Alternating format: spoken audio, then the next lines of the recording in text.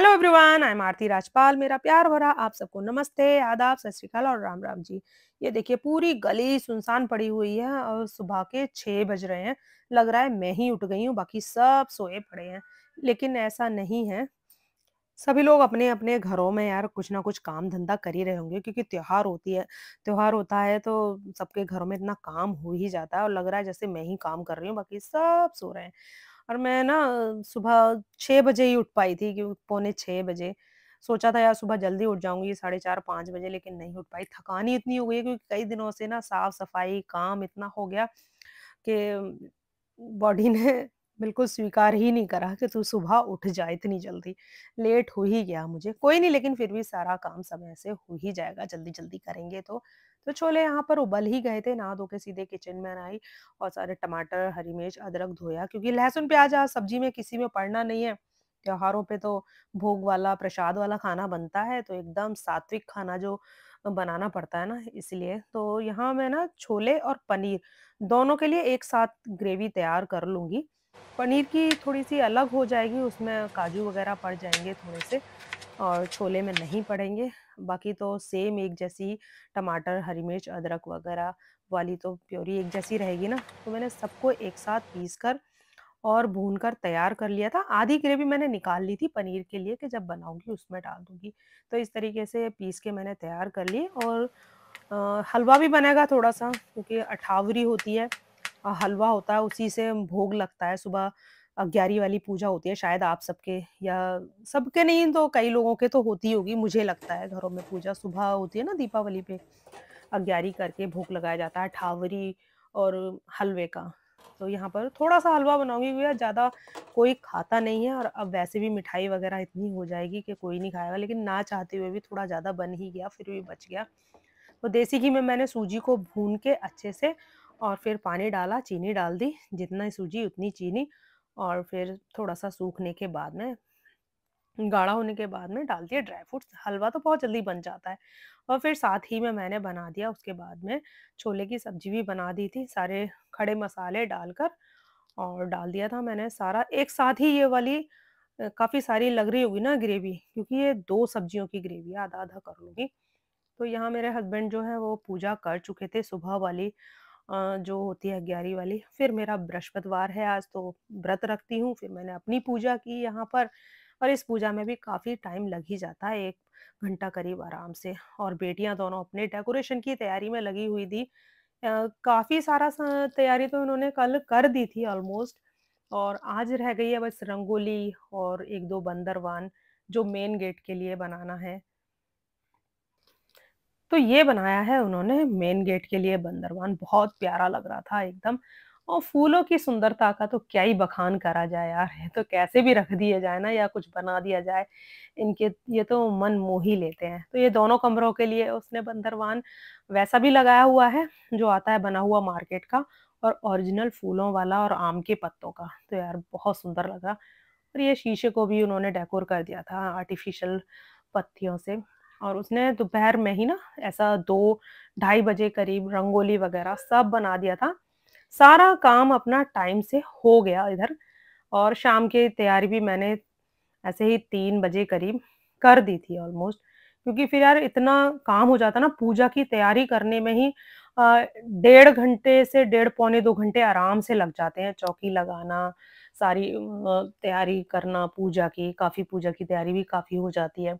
तो इस तरीके से मैंने कहा खाना बना के यार फ्री हो जाओ ना, फिर ये टेंशन नहीं रहती कि अभी खाना बनाना है ये वो। छोले मैंने बना ही दिए थे सुबह, और सुबह से बेटी ने कुछ नहीं खाया था, बस कह रही थी मम्मी भूख नहीं लग रही है, बस उसने थोड़ा-सा चाय और नमकीन वगैरह ही ले रखी थी।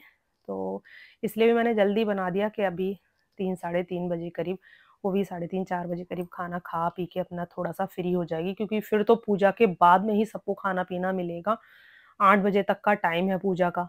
फिर उसके बाद में 9 साढ़े 9 आराम से बज ही जाते हैं यार पूजा-वूजा करके, फिर उसके बाद में बहुत सारे और छोटे-मोटे काम होते हैं इतने, कि वक़्त कैसे ऐसे निकलता जाता है, कुछ भी पता नहीं चला। और फेस्टिव सीज़न हो और त्योहार वाले दिन, एक तो इतनी थकान होती है ना, वो सब उस चक्कर में कि ये करना है, वो करना है, वो कुछ महसूस नहीं होती उस तरीके की। ये महसूस होती है जब सारे काम खत्म हो जाते हैं, तब लगता है कि हाँ भाई हमने कितना काम किया, अब बॉडी रिलैक्स मांग रही है। तो अभी पहले मैंने खाना दिया बेटी को और उधर ये दोनों बेटियां मेरी लगी हुई थी अपनी डेकोरेशन में। और बेटियां होती है ना यार तो बहुत सारे काम ना पता ही नहीं चलता। पहले क्या होता था कि मैं अकेली करने वाली, बाहर से सारा सामान का अरेंजमेंट भी करना, घर में डेकोरेशन भी, खाना पीना, बाप रे बाप इतनी, मतलब अंदर से इतना रहता था, हाँ ये भी करना है वो भी करना है। और जब से बेटियों ने बहुत कुछ संभाला है ना, तो मैं रिलैक्स होके सब कुछ कर पाती हूँ। फिर मैंने चाय पी, फिर किचन साफ करके हाथ मुंह धोकर बनाई, प्रसाद की तैयारी करी, क्योंकि आज लक्ष्मी माता को ना, लक्ष्मी गणेश जी को मखाने की खीर का भोग लगाया जाता है। मैं लगाती हूँ। बहुत शुभ अच्छा माना जाता है ना इसलिए।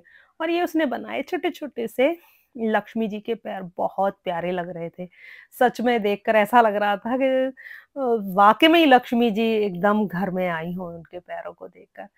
और ये मुझे वो तैयार कर रही थी, कहा मम्मी इस बार मैंने आपको करवा चौथ पे तैयार नहीं करा था, तो मैं इस बारी आपको ना दीपावली पे तैयार करूँगी। मैंने कहा हाँ देखेंगे, क्योंकि टाइम बताएगा। मगर उसने करके ना, नहीं मम्मी, उसने ऐसे जल्दी-जल्दी सारे काम करवा दिए कि मुझे इतना टाइम मिल गया। तो अभी 5:30 6 बजे करीब उसने कहा मम्मी चलो आप पहले तैयार हो, उसके बाद में कोई काम करना। आज मैं ना आपको बंगाली लुक दूँगी। मैंने कहा अच्छा चल ठीक है।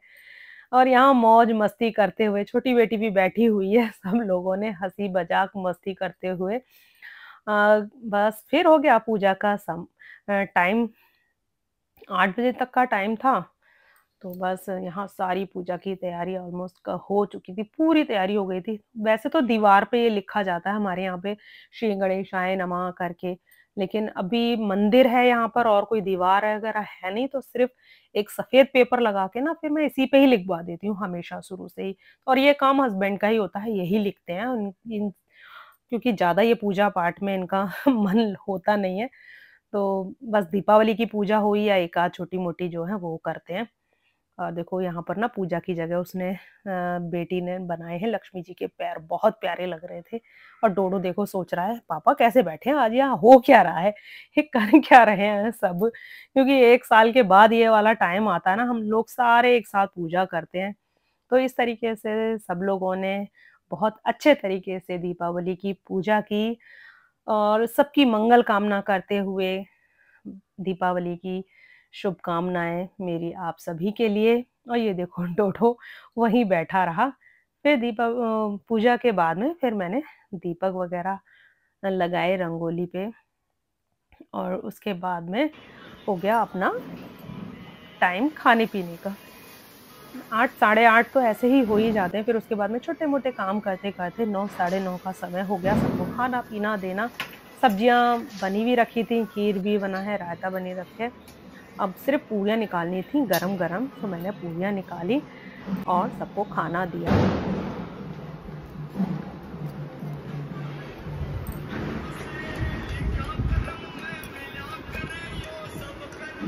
हुँ, खीर खाएगा? तो सच में यार घर में ना बेटियाँ होना बहुत ज़रूरी है। बेटी होती है ना तो त्योहारों की रौनक दुगनी-तिगनी हो जाती है।